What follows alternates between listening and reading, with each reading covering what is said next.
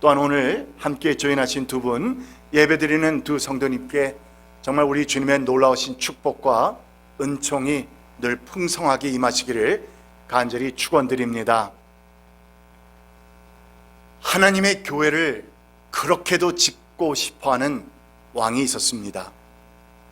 그런데 이 왕은 하나님의 성전 건축의 그 명예를 다른 사람과 나누고 싶지 않다는 그 간절한 욕심이 있어서 나라의 법까지 제정하면서 그 어느 누구도 이 성전 건축에 도움을 주지 못하도록 만들어 버린 것입니다. 그리고는 드디어 교회 건축이 완성되었는데 당연히 그 부지 위에는 왕의 이름만이 설립자로 새겨졌습니다. 그런데 그날 밤 왕은 이상한 꿈을 꿉니다. 자신이 건축한 그 아름다운 교회 위에 천사가 나타나더니 새겨져 있는 자신의 이름을 지우고는 한 가난한 과부의 이름을 적어 넣는 것인데, 이 같은 꿈이 글쎄 3일이나 계속됩니다.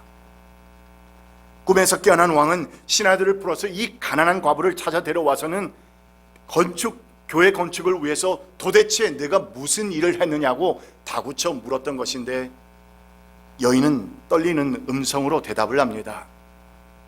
제가 사랑하는 우리 주님을 위해서 교회 건축하는 일을 돕고 싶은 마음은 간절했지만 왕께서 법으로 금지령을 내리셨고, 또한 제게는 주님께 드릴 만한 아무것도 없기에 그저 성전 건축을 위해서 돌을 운반하는 그 말들을 위해서 그동안 귀리를 조금씩 먹여온 것밖에 없습니다. 여인의 말을 듣고 무엇인가 깨달은 왕은 신하들에게 명령해서 새로 지은 그 성전에서 자신의 이름을 지우고 이 과부의 이름을 새겨 놓도록 했다는 그런 이야기입니다. 오늘 본문 말씀은 솔로몬이 제반의 모든 준비를 다 마쳐서 건축을 시작한 지 7년 만에 완공시켰다는, 분명 보면 성전 건축에 대한 이야기입니다. 그러나 오늘 말씀에서 그보다도 더 중요한 교훈을 주고 있는 것이 있는데, 그것은 바로 하나님 성전 앞에 나와 예배드리는 성도들에게 하나님께서 요구하시는 What does He require of us? 하나님께서 우리에게 요구하시는 그 마음과 삶과 자세가 무엇인지에 대해서 아주 매우 중요한 교훈을 주고 있는 말씀이 담겨 있기에 우리는 우리의 귀를 기울여서 기도하는 마음으로 이 말씀을 들어야 할 것입니다. 먼저 오늘 솔로몬의 성전 건축 이야기는 당신의 백성을 향한 하나님의 축복의 약속은 반드시, surely, 반드시 이루어진다는 그 약속 성취의 상징이라는 것입니다. 그러니까 하나님께서 허락하신 성전 건축 완공은 바로 하나님께서 이스라엘 백성에게 약속하신 바를 성취하셨다는 약속의 그 상징이었던 것입니다. 1절 말씀을 봅니다. 이스라엘 자손이 이집트 땅에서 나온 지 몇 년? 여러분 몇 년이라고 써 있나요? 혹시 성경을 우리가 다 보여주니까 성경을 펴지도 않고 또 가져오지 않아도 될지 모르겠지만, 그러나 문 목사하고 예배 드릴 때는 늘 성경 말씀이 열려있기를 바랍니다. 4년은 틀렸고요, 480년이라고 되어 있습니다. 480년. 왜냐하면 4년은 말이 안 되죠. 왜냐하면 이집트에서 나온 지 40년을 광야에서 헤맸으니까 그것은 안 되는 말이고, 그래서 이스라엘 자손이 이집트 땅에서 나온 지 480년, 솔로몬이 이스라엘 왕이 된 지 4년째 되는 해 15월 곧 둘째 달에 솔로몬은 주님의 성전을 짓기 시작하였다. 그러니까 광야 생활 40년에 이어서 가나안 정복과 평정 기간이 32년, 그리고 사사시대가 331년, 사울왕 다윗왕의 통치가 각각 33년과 40년, 그리고 솔로몬이 즉위한 지 지금 4년이 되었으니 하나님의 전을 짓기 시작한 것은 이스라엘이 출애굽을 한 지 480 years, 480년이 지났던 그 해였다는 것입니다. 여기서 우리가 주목해야 할 중요한 사실이 있다면, 솔로몬의 성전 건축의 그 시기를 말할 때에 그냥 간단하게 우리가 보았던 것처럼 솔로몬이 왕이 된 지 몇 년? 4년입니다 라고 하면 됐을 텐데, 간단했을 텐데, 그런데 굳이 이스라엘 백성이 출애굽한 때를 기준으로 하면서 그 시기를 강조하고 있다는 것입니다. 그 이유는 바로 솔로몬의 그 성전 건축이 지니고 있는 meaning, 의미에 있는 것인데, 이 성전 건축은 하나님께서 당신의 백성 이스라엘에게 주신 약속의 땅 그 가나안에 대한 축복의 약속이 온전히 성취되었다는 사실을 이 성전 건축을 통해서 널리 알리는 것이었고, 또한 그래서 온 이스라엘로 하여금 그 신실하신 하나님은 당신의 백성과 약속하신 것은 반드시 틀림없이 이루어 주시는 분이시라는 사실을 이스라엘 백성의 마음속에 새겨주시기를 원하셨던 것입니다. 그런 상징적인 의미가 담겨 있습니다. 이스라엘이 출애굽을 하고 홍해바다를 건넜을 때만 해도 그들은 이 하나님의 약속이 정말 큰 어려움 없이, 왜냐하면 하나님의 그 놀라우신 능력을 그들이 체험했잖아요. 또한 출애굽하기 전에는 그 10가지의 재앙들을 보았습니다.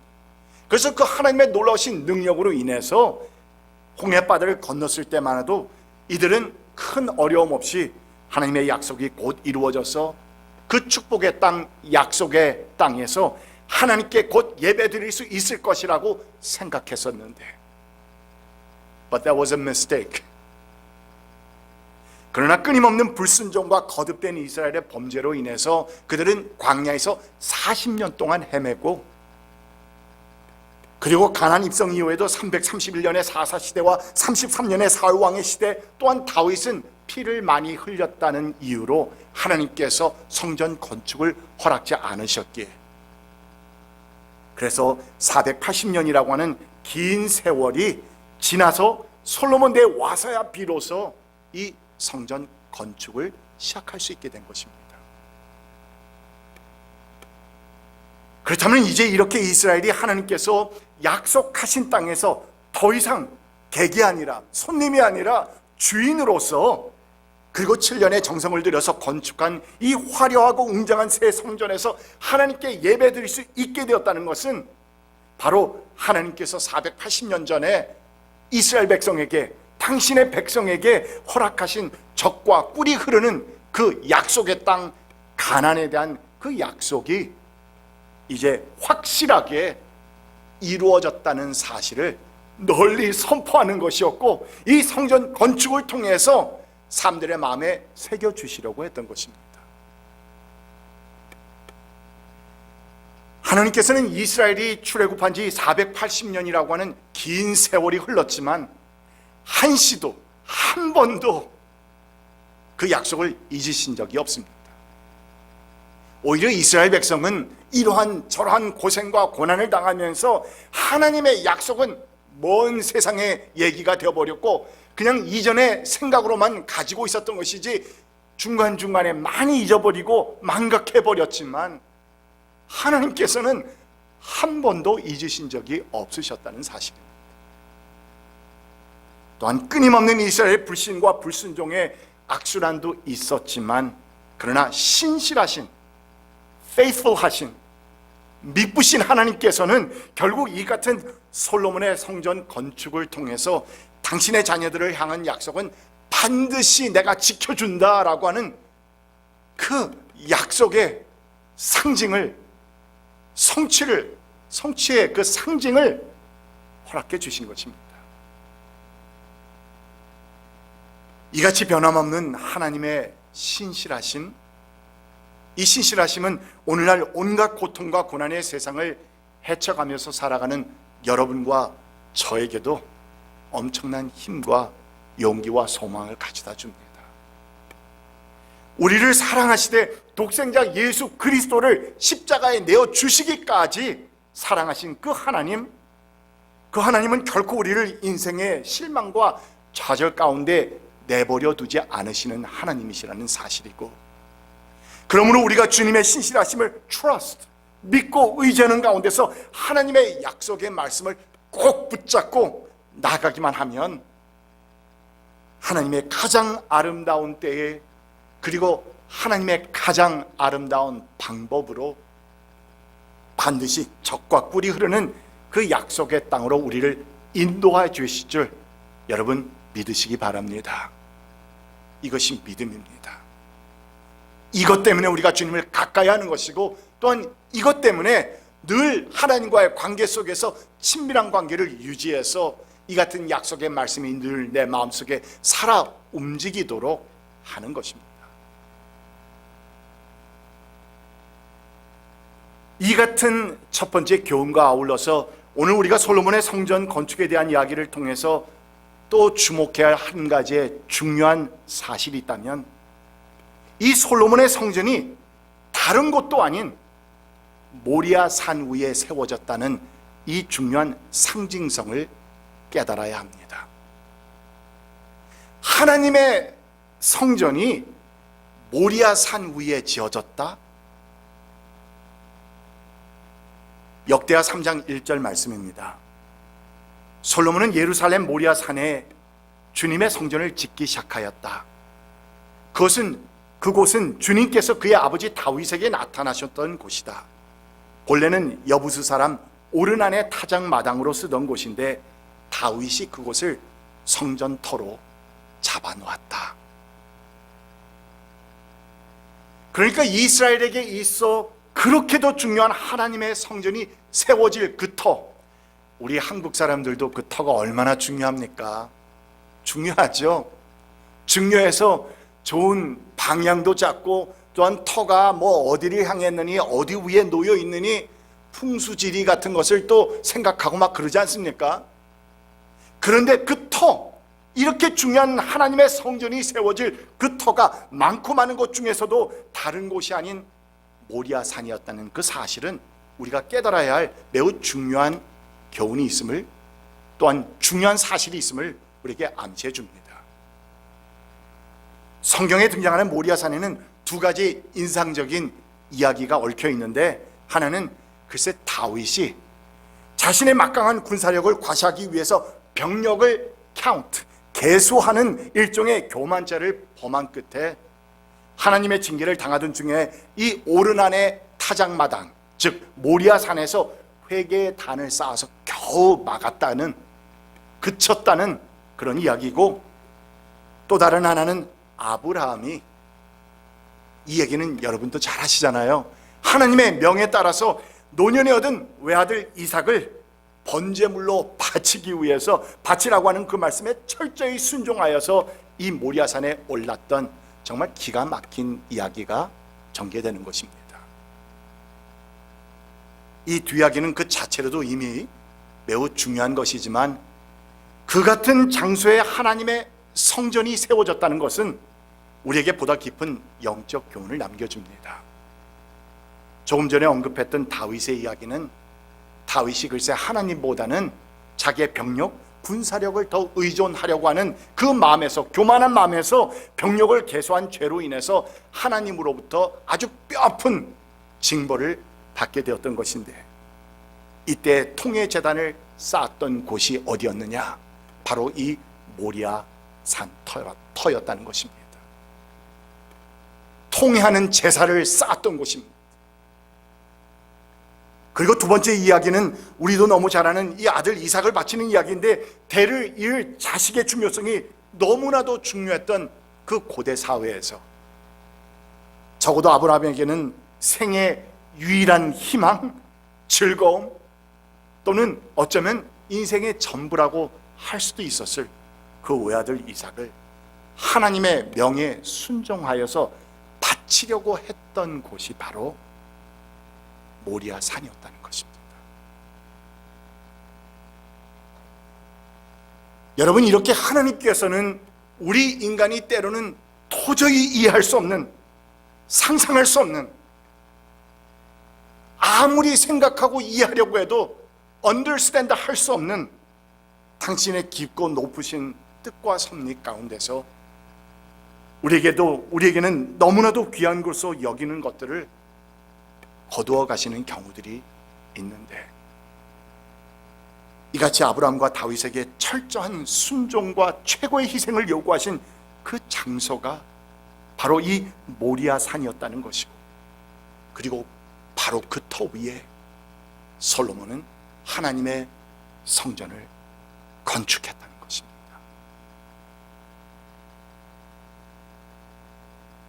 이 같은 하나님의 성전에 얽힌 아브라함과 다윗의 이야기는 우리의 마음속에 세워지는 하나님의 성전 역시 이 같은 하나님에 대한 철저한 헌신과 통회하는 마음, 아울러서 희생 없이는 결코 온전히 세워질 수 없다는 그러한 중요한 교훈을 우리에게 주고 있습니다.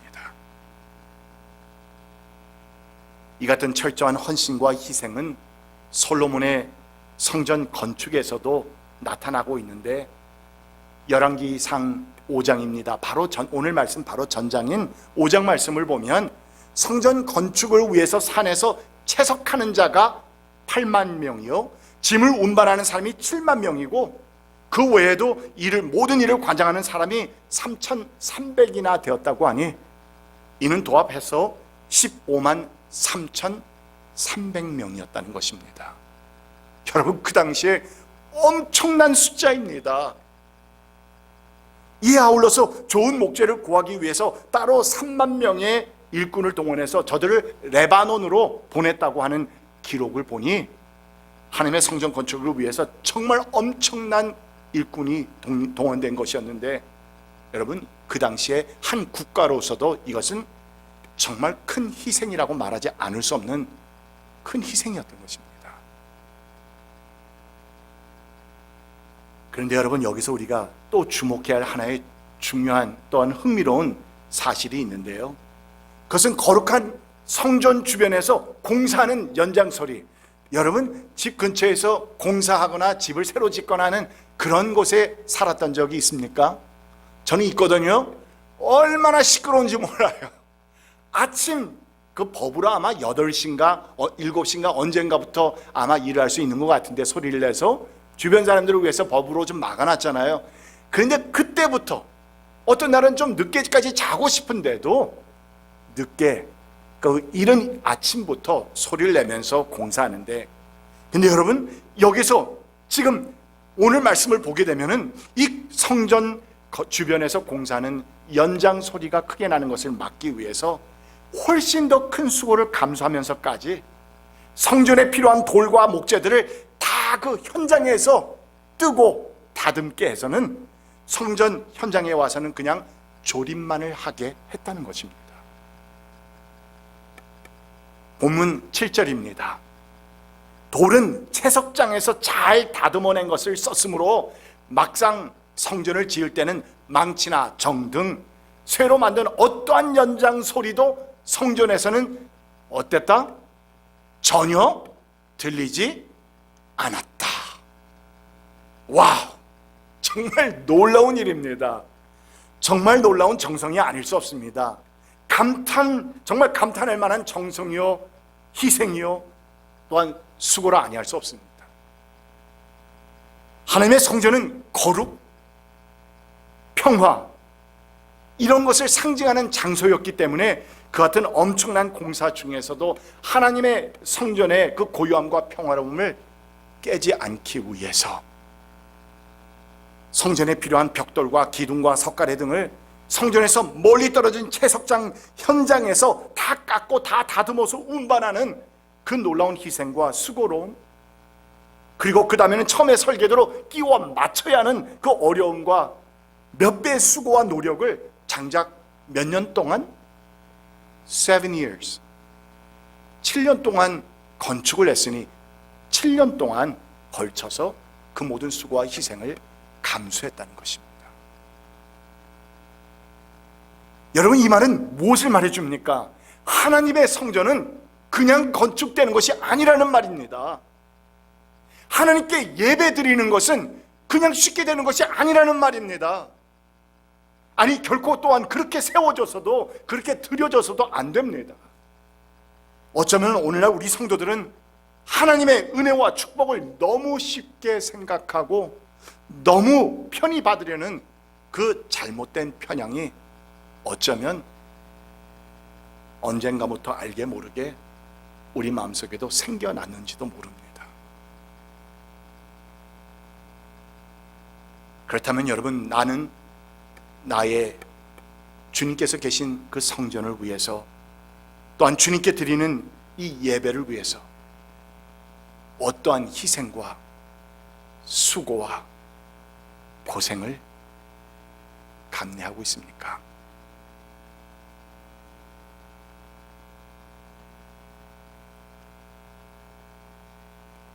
오늘 우리가 보는 솔로몬의 성전 건축 이야기,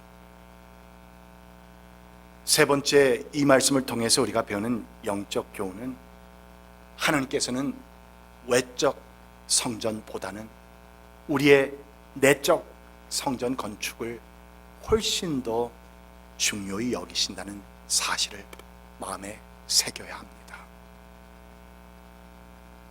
우리의 예배를 받으시는 하나님은 우리의 중심을 보시는 하나님이십니다. 외면적인 것, 겉으로 나타나는 것, 우리 인간은 그 내면을 조금밖에 보지 못하지만 그러나 하나님께서는 속속들이 우리의 내면을 더 보고 계십니다. 그러므로 하나님을 위해서 건축하는 화려하고 웅장한 외적 성전도 중요하지만, 그러나 그보다도 더 중요하고 또한 그보다도 먼저 건축되어야, 지어져야 할 것이 바로 우리의 내적 성전이라는 것입니다. 오늘 본문 11절로부터 13절 말씀은 바로 이 같은 하나님의 마음을 우리에게 여과 없이 보여주는 아주 좋은 예라 볼 수 있는데, 아름답고 화려한 솔로몬의 성전 건축이 이제 한창 진행되고 있는 가운데 외부 공사가 막 끝이 났습니다.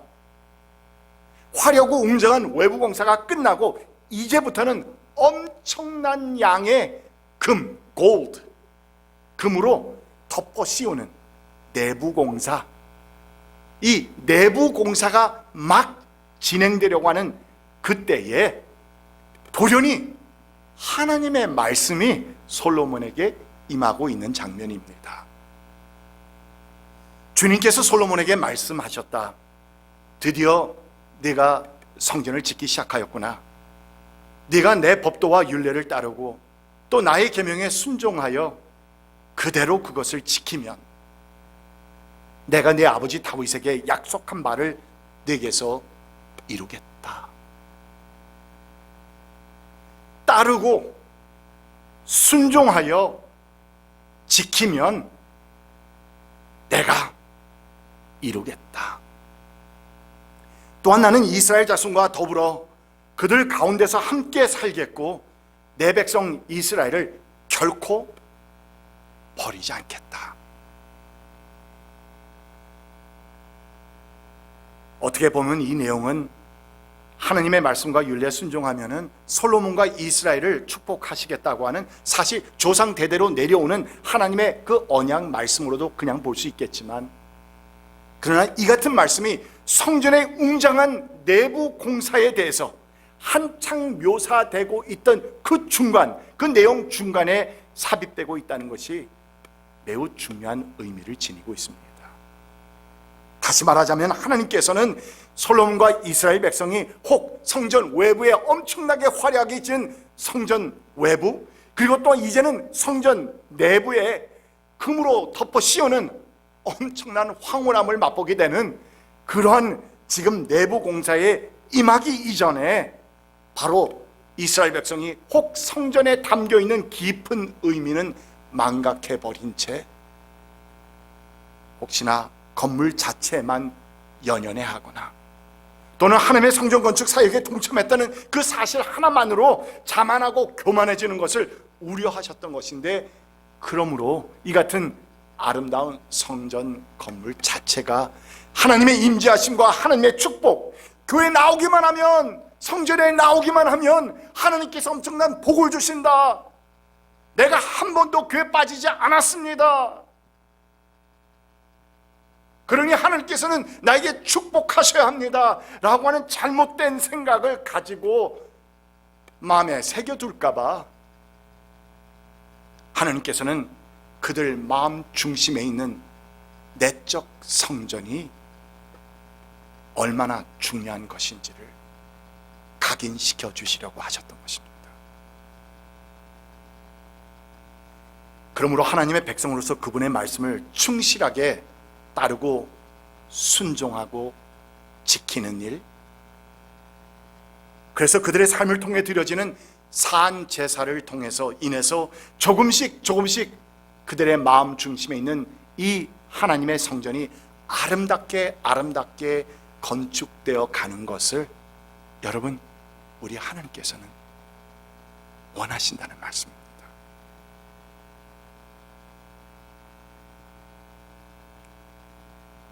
이 같은 하나님의 마음을 우리가 잘 아는 복음송가는 이렇게 찬양했습니다. 마음을 다하고 성품을 다하여 힘을 다하여서 여호와를 사랑하라. 이 찬양 아시는 분, 오래전부터 찬양하셨으면 아실 텐데, 마음을 다하고 성품을 다하여 힘을 다하여서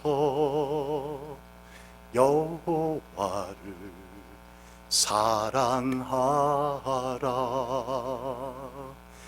그러면 내가 짓지 않은 큰 집을 주리라. 내가 심지 않은 과실을 먹게 하리라. 그러나 한 가지 잊지는 말아라.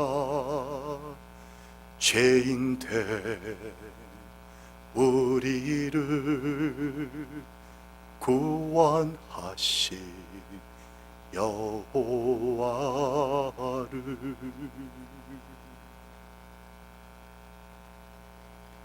이같이 우리의 마음과 성품을 다하여서 우리의 내적 성전을 아름답게 건축하는 데 있어서 희생과 정성을 감수하는 그러한 삶을 추구하면